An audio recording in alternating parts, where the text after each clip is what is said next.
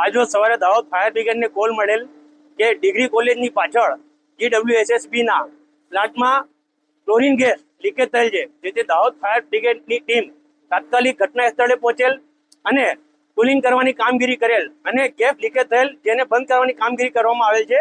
તેમજ જેમાં જિલ્લા વહીવટી તંત્ર, પોલીસ તંત્ર, ચીફ ઓફિસર, નગરપાલિકા તમામ વહીવટી તંત્રના અધિકારીઓ, પદાધિકારીઓ ઘટના સ્થળે પહોંચેલ છે.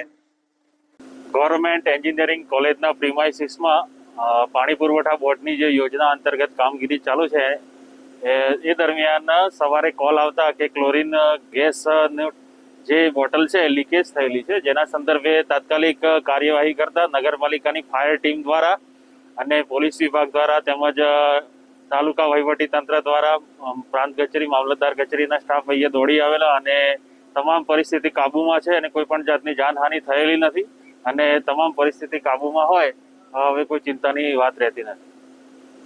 ડેમ ઉમડિયા કાર્યપાલક ઇજનેર પાણી પુરવઠા દાહોદ સિટીને કડાણા ડેમ આધારિત પાણી આપવામાં આવે છે. આજ સવારે લગભગ 10 થી 11 વચ્ચે જે ક્લોરીન ગેસનું જે બોટલ છે, જે આપણે ક્લોરીન પાણી સિટીને આપીએ છીએ, એમાં સામાન લીકેજ હતું.